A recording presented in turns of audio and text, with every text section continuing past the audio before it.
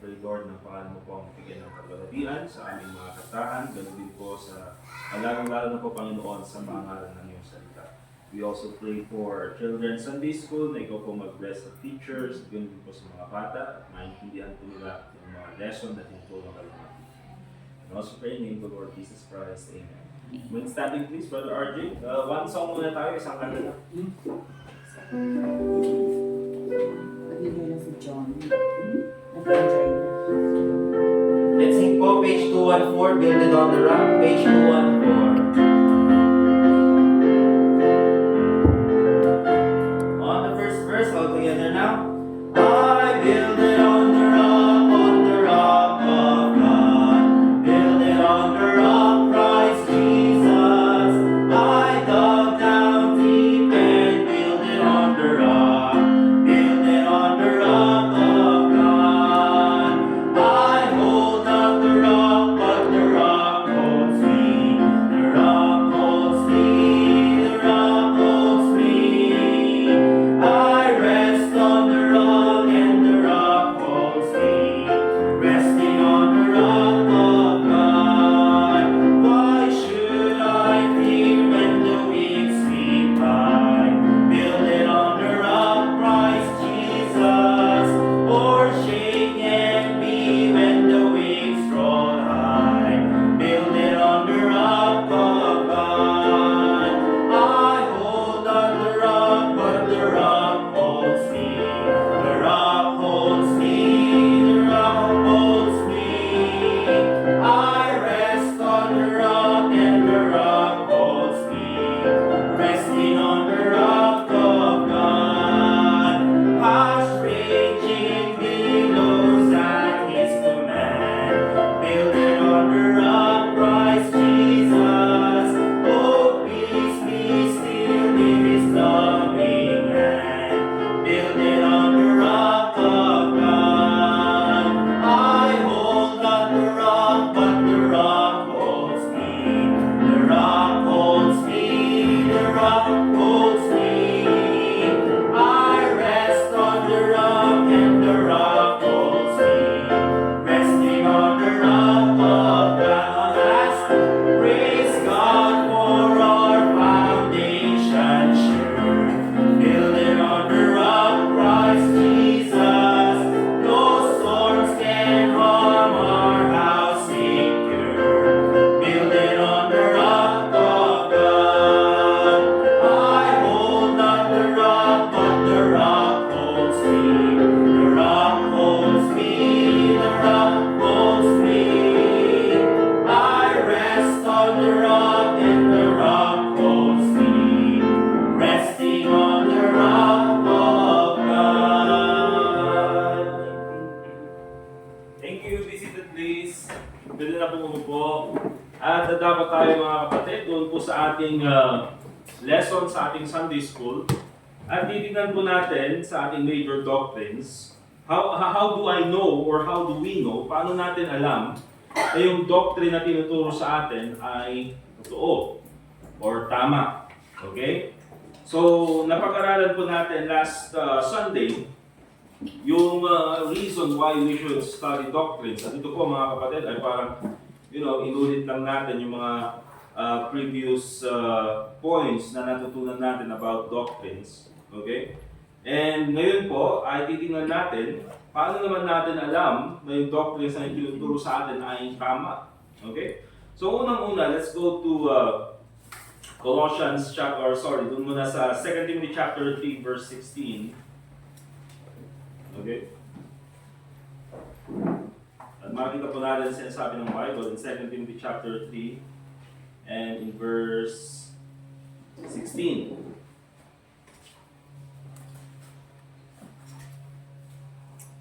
Sabi muna sa verse 15, doon mo sa verse 14 para makita po natin. But continue thou in the things which thou hast learned, sabi ni Apostle Paul kay Timothy, magpatuloy ka dun sa mga bagay mo na natutunan, and has been assured of. So yung natutunan niya is something that's assured. Pero saan galing yung assurance na yun? Knowing of whom thou hast learned them. Okay? So hindi lang importante mga kapatid na Alam natin yung pinanggalingan ng turo. Of course, that's the Bible. Alam po natin yan. But also, kilala natin yung nagturo. Alam natin yung doctrine ng nagturo. Very important po yan mga kapatid kasi sa panahon natin ngayon, iba-ibang teachers, iba-ibang preachers, minsan kung ano na lang yung na-download sa internet, yun na lang yung ituturo sa mga tao. Not necessarily mga kapatid na yun po yung turo nila. Minsan nakita lang nila, uy maganda ito. And then yun yung tinuro nila sa mga tao, baliktad naman pala yung turo, baliktad naman pala yung katuruan if we compare it to the Bible. So dapat kilalanin natin yung doctrine ng preacher na nagtuturo sa atin. Okay, hindi yung pabago-bago yung doctrine. Okay lang po mga kapatid na there are times na meron, kasi hindi naman po natin sabi na yung preacher hindi na magbabago yung doctrine. Diba? It's also very important na makita natin, there are also times that we have to unlearn yung mga maling na ituro din sa atin in the past. Meron po yung mga naituro sa atin in the past na akala natin yun yung tama. Pero pag titingnan natin yung Bible, baliktad pala. And so those things, we have to unlearn them. Okay? And then magtiwala pa rin tayo sa sinasabi ng Bible. However, ang sinasabi ko po dito is yung preacher na papalit-palit ng doctrine. Okay? Halos lahat binago na. Alright? Buti sana kung yung doctrine ng Lord's Supper or open or close na Lord's Supper, yun lang yung nagbago. Pero minsan nagbabago na yung doctrine about sa Bible, yung doctrine about sa baptism. Okay? So dapat kilalanin din natin kung saan nanggaling yung doctrine na yun. Alright? And the Bible says, "And that from a child thou hast known the Holy Scriptures, which are able to make thee wise unto salvation through faith which is in Christ Jesus." So, Holy Scriptures po, Bible. Para po natin malaman na yung doctrine na tinuturo sa atin ay tama, first of all, dapat makita po ito doon sa mga teachings ni Jesus Christ and the apostles. Okay? They are founded upon Christ and His apostles. Dapat consistent po sa turo ni Jesus Christ and then the apostles of the Lord Jesus Christ. Hindi po pwedeng magkontra yung teaching ng apostle and then ni Jesus Christ. Kasi nga po, kumbaga ay first-hand information na nakuha ng mga apostles, yung mga teachings nila kay Jesus Christ. Okay? So hindi pwedeng magkaroon ng contradiction. So pag meron tayong tinuturo, ang unang-unang magiging comparison natin, ito ba ay tinuro ni Jesus Christ?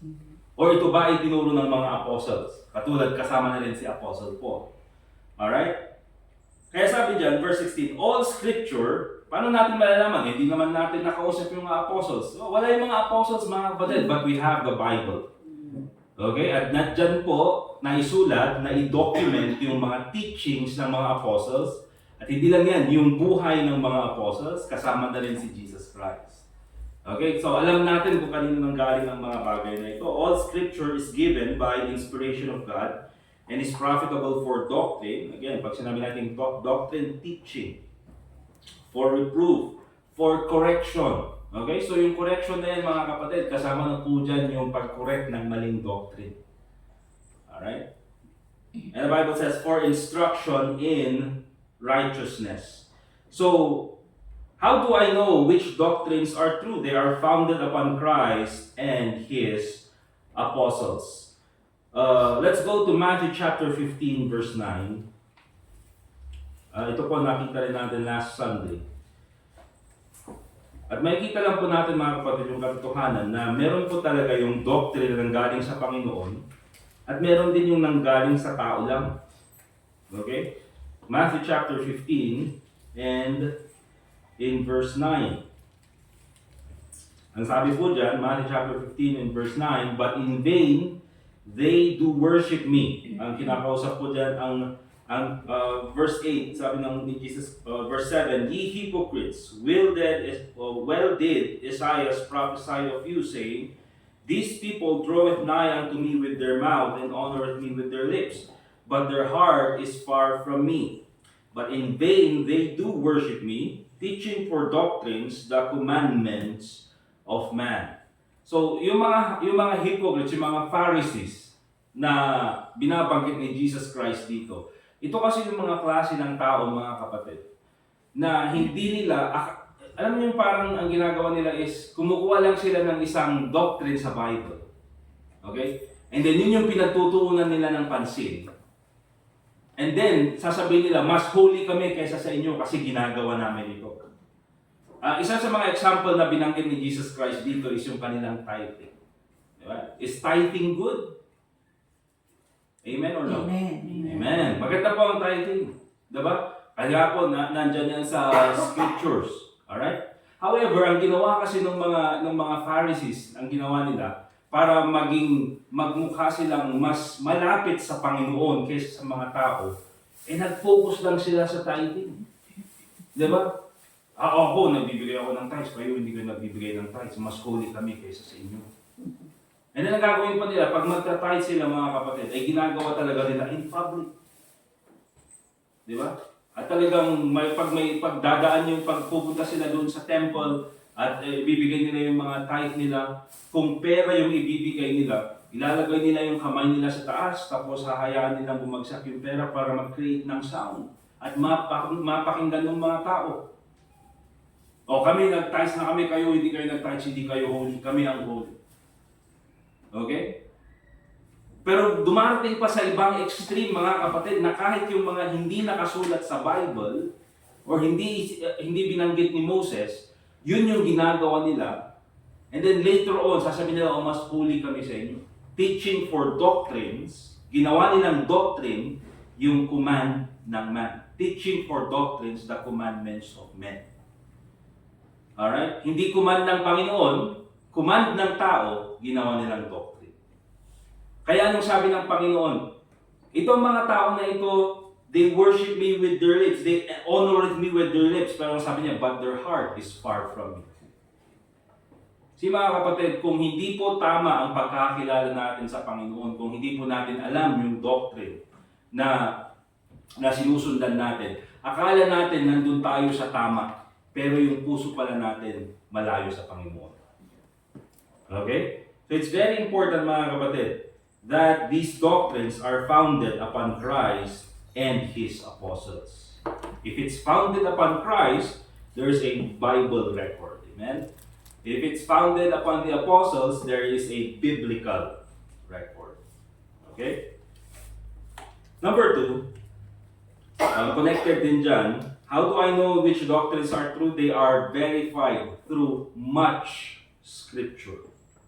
Okay? They are verified through much scripture. So nabanggit natin na nakikita talaga yan dapat sa Bible, yung doctrine. Pero, hindi naman isang verse lang sa Bible. Because truly mga kapatid, sa Bible, there are many very disputable doctrines. Okay? Pero yung mga major doctrines na ito, Trinity, salvation, the doctrine of the church, the doctrine of the scriptures, it is verified through many Bible verses. Hindi lang iisa. Okay? The Bible makes it clear, mga kapatid, that dapat, when it comes to having witnesses, there should be 2 or 3 witnesses. Tignan niyo po yung, so nandyan kayo sa, saan na lang? Sige, Matthew chapter 18 para mas malapit. Tuturuan ng isa niyo. Matthew chapter 18 na lang, and then tignan natin yung verse 16.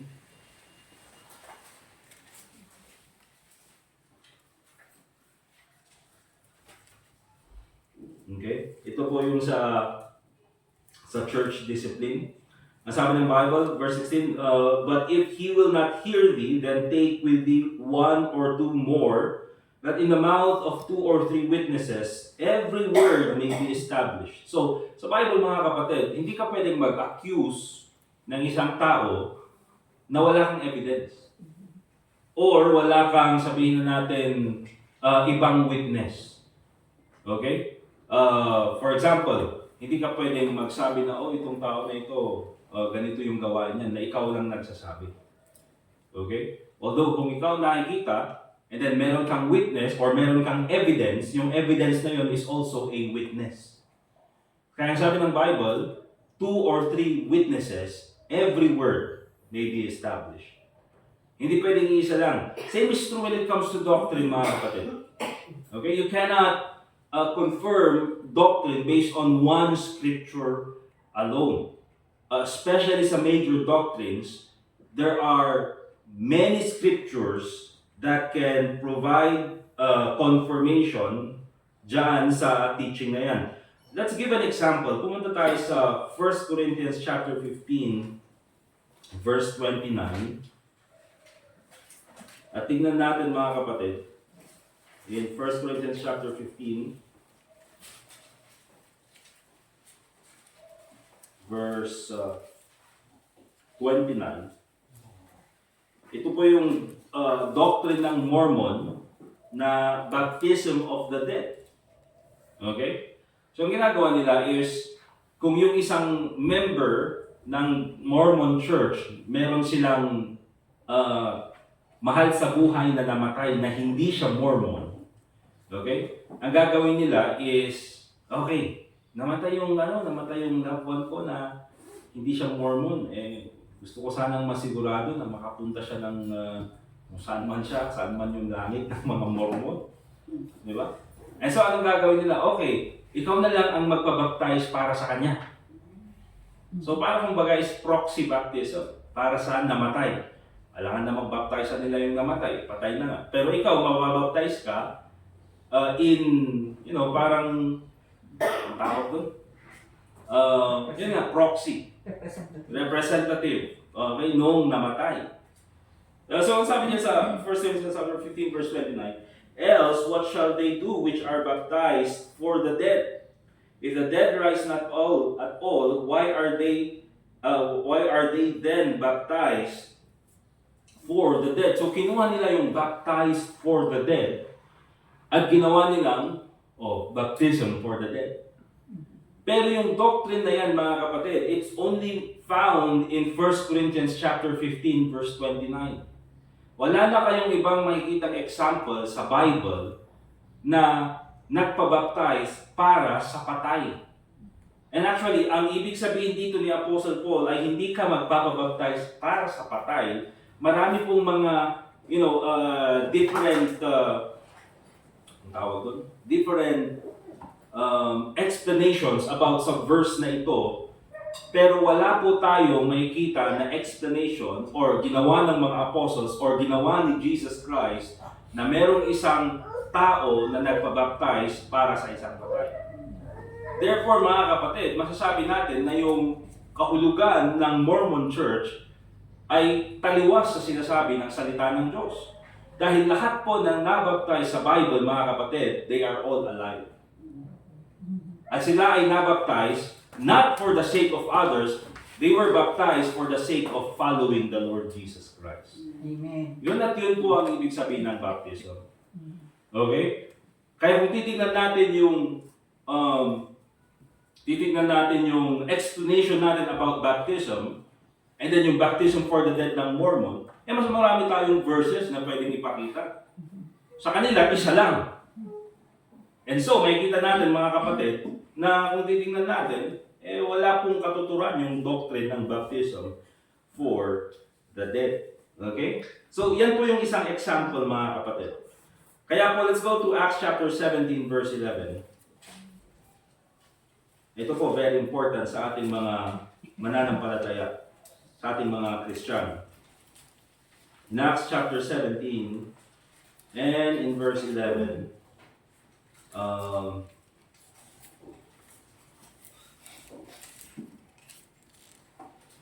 ang sabi ng Bible, these were more noble than those in Thessalonica.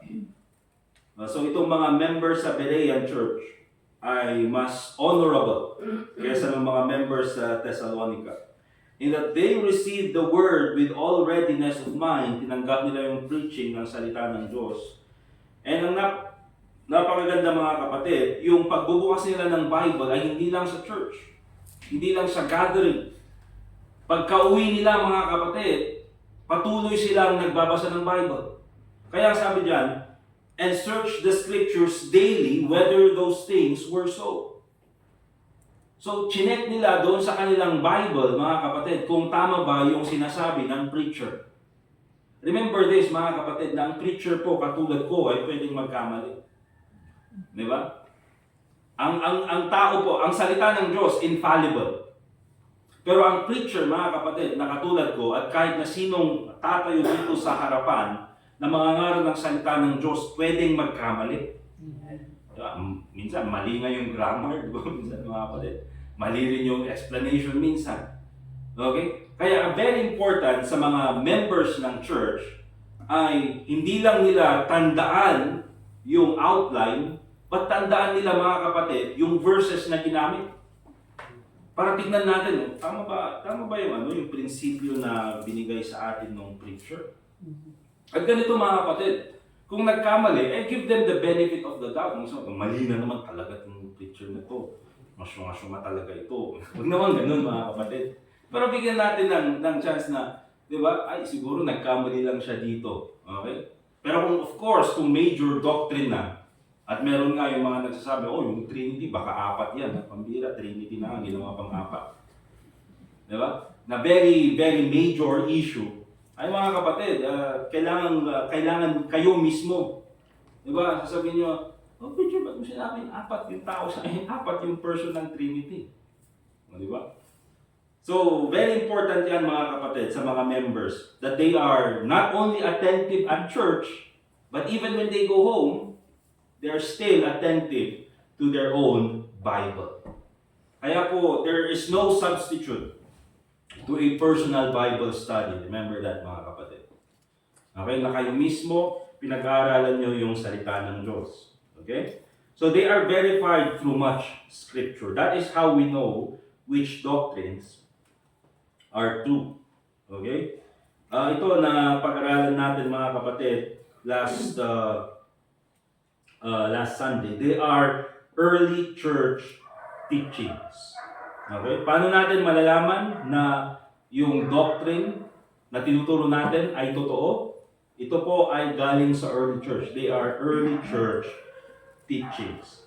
Let's go to Titus chapter 2 and in verse 10.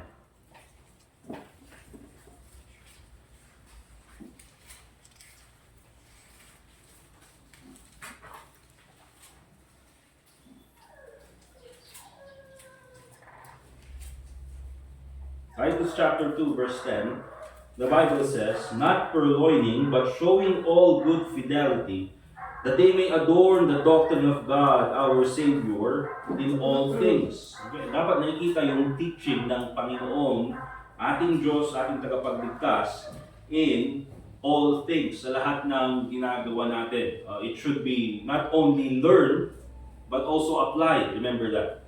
Pero gusto mong makita natin dito, mga kapatid, is that palagi pong binabanggit yung mga doctrines na yan, especially sa early church. And tulad ng sabi ko, mga kapatid, yung pangalan po ng church in the book of Acts ay hindi po Baptist Church. Diba? Wala naman makikita dyan na, Baptist Church.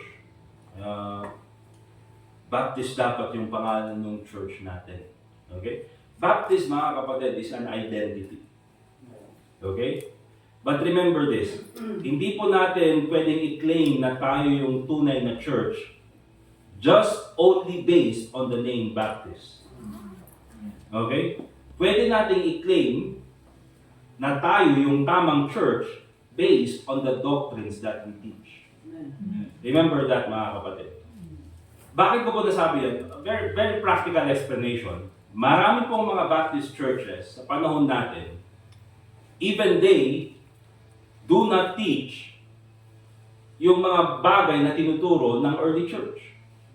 For example, merong mga Baptist church who do not teach the Trinity. Ang akala nila is oneness. Okay? Kaya po sa panahon natin, meron nga yung tinatawag na Bapticostal. Okay? Baptist sila in other doctrines, but they do not teach the Trinity. Bakit? They only teach oneness theology. Diba? Kaya ang tawag sa kanila is Bapticostal. Again, mga kapatid, that is heresy. Kasi nga, kung titignan natin sa Bible, ang turo is Trinity. Doon pa lang sa Garden of Gethsemane, anong sabi ni Jesus Christ? If it be possible, let this cup pass from me. Sinong kausap niya? God the Father. God the Son, kausap ang God the Father. Ang sabi niya ganyan, if it be possible, let this cup pass from me. Nevertheless, not my will, but thine be done. Doon pa lang sa verse na yun, mga kapatid, makikita natin that there are two persons doon sa Godhead. Okay? Dalawa na yun, except pa yung Holy Spirit. Paano natin nasabing dalawa? Because they have two separate wills.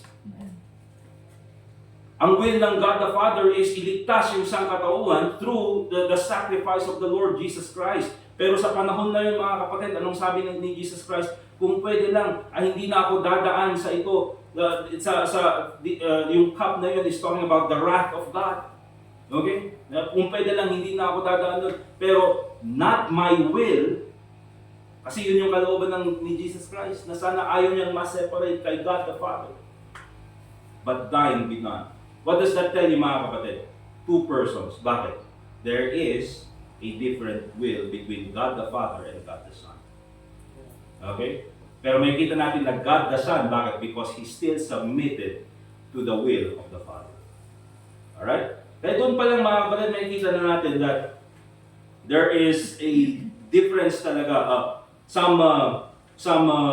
Meron din naman yung mga ibang churches, mga kapatid, na hindi Baptist yung kanilang pangalan, but they believe the same doctrines that we believe.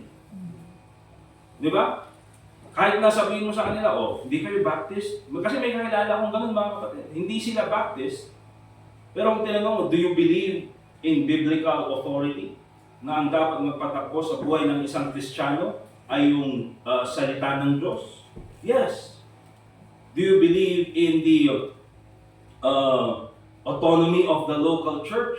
Na kapag ang isang church ay independent na, it should be the one governing itself and providing for itself. Ang sabi, yes. Do you believe in the priesthood of the believers? Na ang mga Kristiyano, they can boldly come to the Lord Jesus Christ in prayer. They can go to the throne of God through the Lord Jesus Christ. Yes. Do you believe in, nasa church, mga kapatid, there are two ordinances, baptism lang, and then Lord's Supper. Ano sabi niya? Yes. Do you believe in individual soul liberty? Yes. Do you believe in separation of church and state? Yes. Do you believe in 3 offices? 3 offices, 2 offices, mga kapatid? 3 offices or 2 offices? 2? Kasi akala ko, ano ba? Pastor and deacon and pastor's wife. Kasi may mga ganun na ngayon, 3 offices na eh. Hindi po, mga kapatid, sa Bible, 2 offices. Pastor, deacon. And sa amin na, pastor lang and deacon.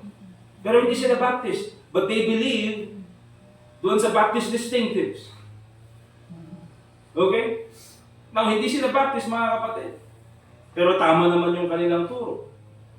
Kung titignan mo yung kanilang pinanggalingan, mga kapatid, is you can confirm yung pinanggalingan nila. Although Methodist, yung puno, mga kapatid, but we can confirm na in the past 100 years, tama po yung turo ng Methodist Church when it comes to salvation.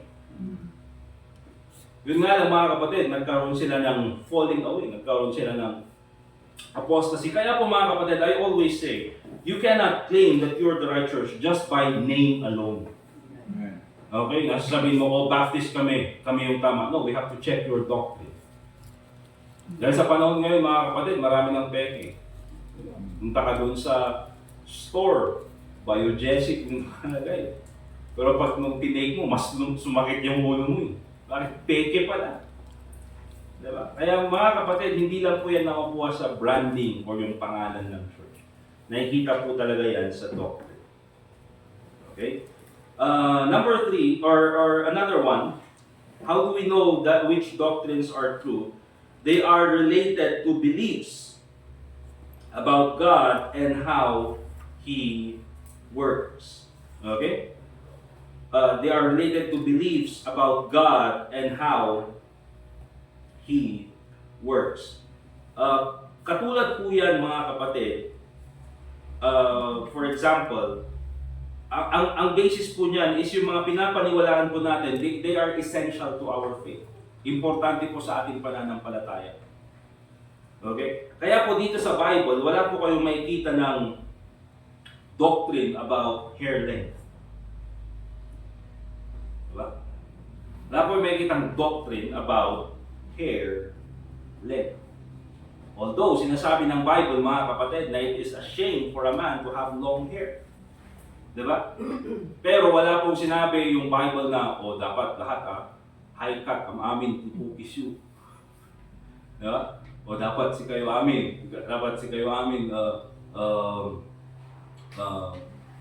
masapol na jilang right side, diba? Or left side. Okay. Wala pong specific na ganun na sinabi ang Bible. Alright? Even po mga kapatid, when it comes po doon sa mga location ng church, diba? Or yung pwedeng ipangalan sa church, dapat yung pangalan ng church galing sa Bible lang. O, diba? Babalikan po yung mga church sa Revelation, ang pangalan naman ng church nila based doon sa name. Church sa Ephesus, church in Smyrna. Maganda rin kung tawag natin sa church natin, church sa Baguio. Kaso ang dami-dami ng church dito sa Baguio. Diba? Church sa Gibraltar. Pwede rin. Dagang church di Bagdad, church di Gibraltar. Church di Walhati. Alright? So pwede rin yun mga kapatid. Pero wala pong certain na binanggit sa mga bagay. Kasi meron naman yun. Dapat sa Bible lang manggaling yung pangalan. Kaya dapat yung pangalan ng church is ang tawag doon, yung isa. O sige nga, di panagan ko yung church ko, Lake of Fire Baptist Church. Bakit? O at least yung Lake of Fire galing sa Bible. Ikaw, talo yung panagan mo, Lake of Fire Baptist Church. Kaya pa yung napanan nyo, yung Pierno, yung church. Okay? So, yun po mga kapatid, they are essential to our faith. Importante sila doon sa ating faith. There is no church doctrine or biblical doctrine when it comes to the order of the service. O dapat may opening prayer. Dapat may closing prayer. O dapat 2 songs, and then announcement, and then preaching. Mga kapatid, hindi po. Diba? Meron po yung mga church, mga kapatid, na opening prayer, preaching agad. And then later on, tsaka sila magkakaroon ng singing, and then magkakaroon ng announcement doon sa ending. Alright? Minsan nga, gusto kong gawin para iba-iba rin. Ginagawa ko lang uniform, minsan yung kahit kayo alam nyo na, di ba? Yung kung paano yung order ng service natin. So, maganda rin mga kapatid, di ba? Okay, pagdating natin sa church, preaching agad, wala nang opening prayer. Mag-opening prayer tayo sa closing. Ang hirap naman mga kapatid. Di ba? So, yun po mga kapatid, there are no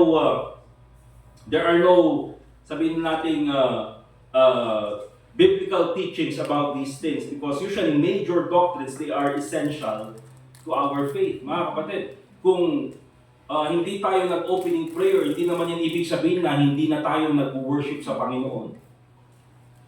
Di ba? Kung hindi na tayo mga kapatid nagkaroon ng 3 songs, 4 songs, o dapat 2 songs lang. Hindi na ibig sabihin mga kapatid na hindi na tayo faithful doon sa ating pananambahan sa Panginoon. Okay? So remember, doctrines were usually reserved for more crucial matters of faith and practice. I believe na when it comes to church programs mga kapatid, ang hindi dapat mawala dyan, of course mga kapatid, is prayer, and nandyan po yung singing, and nandyan po of course yung focus on the preaching of God's Word. Okay? Yan po yung mga essentials. And of course, I believe also prayer. Yung personal prayer ng bawat isa. Bakit? In the Old Testament mga kapatid, yung mga tao, they go to the temple to pray. Okay? And in the New Testament mga kapatid, noong si Peter ay kinulong for preaching the gospel, yung church nag-gather sa isang lugar to pray together. Okay? Kaya po maganda ang isang church, they are always praying together. Alright? And of course, lastly, and we'll end here, they are topically defined for systematic study. They are topically defined for systematic study. And hindi ako magtatagal dito mga kapatid. But basically, ang ibig sabihin po niyan is when you take a look at the scriptures, and then you will study salvation. Okay? You can study it practically dito sa Bible. Ay, hindi ko lang ma-explain ng maayos mga kapatid. Kasi sa panahon natin, kukunti na lang yung gumagamit ng concordance. Alam niyo po yung concordance? Ayun, sa mga oldies, mas yung mga matagal ng Kristiyano, alam nila. Yung concordance mga kapatid, usually nandun sa likod ng Bible. Tulad nito, may concordance po itong Bible. Tingnan niyo ang Bible. Sino bang may concordance doon sa likod ng kanilang Bible? Yan, si Ma'am Aida. Okay? Kasi ngayon, ang ginagawa na ng mga picture ngayon, Google na. Yan, papakita lang lahat. Kumbaga, ang gagawin dito is, usually, ang ginagawa kasi, namin, especially namin, pagka meron kang pag-aaralan na, for example, hahanapin mo yung salitang salvation, di ba? Pwede mo siyang hanapin sa concordance. And then yung salitang salvation, or yung salitang grace, or yung salitang faith, for example, okay? Ilalagay niya lahat ng mga verses that mentions the verse, or that mentions the word, salvation, or grace, or faith. Ang kailangan mo na lang gawin is study yung mga verses na yon. They are topically defined. Magkakakonect po sila. Okay? And then, through that, pwede ka nang gumawa ng outline, pwede ka nang gumawa ng preaching. Pero ngayon kasi, ang ginagawa na lang, especially yung mga bagong preacher, is Google. Okay? Ita-type na lang nila dyan. Verses about salvation. And doon na lahat. Okay? Kaya yun na lang. Post na lang, babasahin, pero hindi alam kung paano i-explain. Di ba? Ganon din, especially ngayon, meron yung ChatGPT, verses about salvation. Paano yan i-explain sa iyo ng AI? Hindi naman niya alam. Hindi naman niya alam yung doctrine ng kaligtasan. Bakit? Ang nakakalam ng doctrine ng kaligtasan, mga kapatid, is yung taong ligtas. Kasi siya yung naka-experience. Pwede man niyang ituro siguro or ipakita yung truths na galing sa Bible ng ChatGPT, but hindi niya pwedeng i-illustrate. You know why? Paano may liligtas yung AI? Ito pa minsan mga kapatid, diba? Gusto ko lang i-check noon kasi yung sinasabi, gumamit ko yun ng AI, ang gandang resource. Okay, sige nga. Make a prayer for church. A Baptist prayer. Specific. Nakalimutan, hindi ko na i-print out. Pero yung linagay ng AI is napakagandang prayer. Kulang na lang basahin mo. Basahin mo na sa loob ng church, mga kapatid. At pwede mo nang, wow, ang ganda naman ng prayer na yun. Pero nanggaling yun sa AI. But remember this, mga kapatid. Yung AI, it cannot worship God. Walang kaluluwa. He may know the right words, but it cannot worship God. Yung words, it can honor God, pero wala namang puso. Their heart is far from me, sabi ng ating Panginoong Jesucristo. Okay? So they are topically designed for systematic study. Kaya maganda pa rin po mga kapatid, kahit na po napakaganda ng mga technology natin ngayon sa panahon natin, we still go back to the Bible. Amen? Amen. Balikan pa rin natin yung pagbabasa ng Bible. There is no replacement. Meron pa nga ngayon mga kapatid yung audiobook. Di ba? Nakakatamad magbasa. Anong gagawin ko? Pakinggan ko na lang. Kaya sa i-play na lang nila yung audiobook.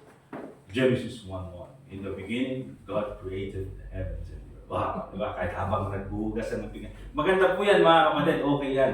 But it's not a replacement for reading the Bible. Amen?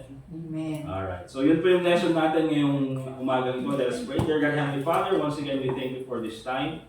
Ikaw po, Panginoon, ang patuloy na mag-bless sa aming pagpapatuloy ng aming lesson. Your name be glorified sa lahat po ng aming gagawin, Panginoon. And also pray in the name of the Lord Jesus Christ. Amen. Alright. We are dismissed and then meron tayong 10 minutes break. After that, ay tutuloy po tayo sa ating main service.